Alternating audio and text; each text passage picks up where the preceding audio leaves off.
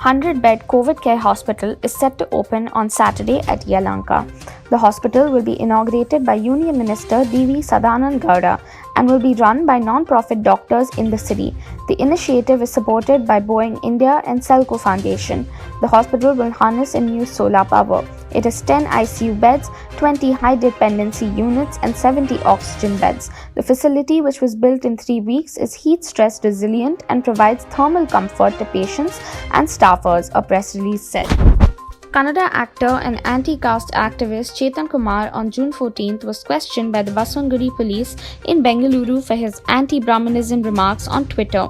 The actor alleged that he was interrogated for 4 hours in the case where he was booked for allegedly hurting religious beliefs through his recent tweets on Brahmanism.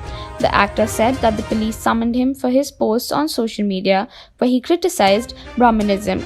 The 71-year-old veteran Karnataka cricketer B. Vijay Krishna succumbed at a private hospital in Bengaluru due to multiple organ failure and cardiac arrest. The former Karnataka all-rounder was admitted to the hospital 2 days ago due to health complications and breathed his last on Thursday morning. In a career spanning 15 years, Vijay Krishna featured in 80 first-class matches, picking up 194 wickets and scoring 2,297 runs, including 2 centuries. The government on Thursday extended the validity of motor vehicle documents like driving license, registration certificate and permits till September 30, 2021 in view of the ongoing COVID-19 pandemic. The Ministry of Road Transport and Highways said it has advised the enforcement authorities that the validity of fitness permit, license registration or any other concerned documents may be treated to be valid till September 30, 2021. This covers all documents whose validity has expired since Feb 1, 2020 or would expire by September 30, 2021. This will help out citizens in availing transport-related services while maintaining social distancing, it said. Madras High Court on Wednesday ordered notice returnable by June 23rd on a PIL challenging the decision of the state government to cancel the public exams for 12th standard students in view of the second wave of the COVID-19 pandemic. Refusing to grant any interim stay, the first bench of Chief Justice Sanjeev Banerjee and Justice Senthil Kumar Ramamurthy ordered 1 week notice on the petition from Advocate Ramkumar Adityan of Tiruchendur. The Union Cabinet on Wednesday raised the subsidies for DAP and other non-urea fertilizers by Rs 14,775 crore to keep the price of crop nutrients for farmers low despite the rising costs. The move will also help in providing relief to the farmers amidst the pandemic. After urea, DAP fertilizer is the most widely used one in the country.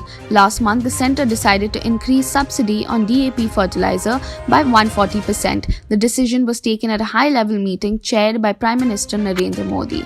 Several hundred indigenous Brazilians protested outside the Congress building in Brasilia on Wednesday against a bill backed by the country's farm sector that would limit recognition of reservation lands. Rapid spread of the Delta coronavirus variant has driven a 50% rise in infections in England since May. A large prevalence study led by Imperial College London found on Thursday after Prime Minister Boris Johnson delayed the end of restrictions.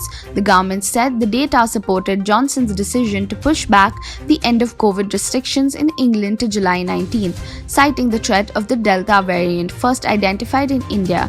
Microsoft Corporation on Wednesday named Chief Executive Officer Satya Nadella as its new chairman in place of John Thompson.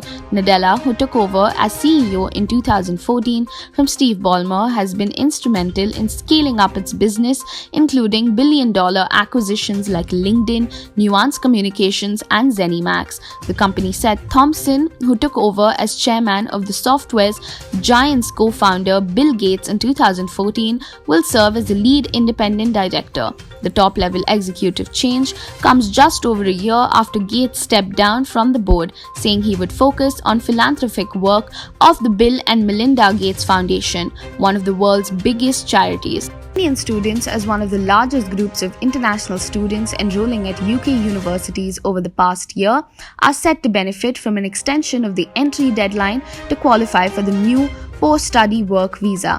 The graduate route visa, commonly referred to as a PSW visa, allows eligible overseas students to work or look for work for 2 years after completing their courses.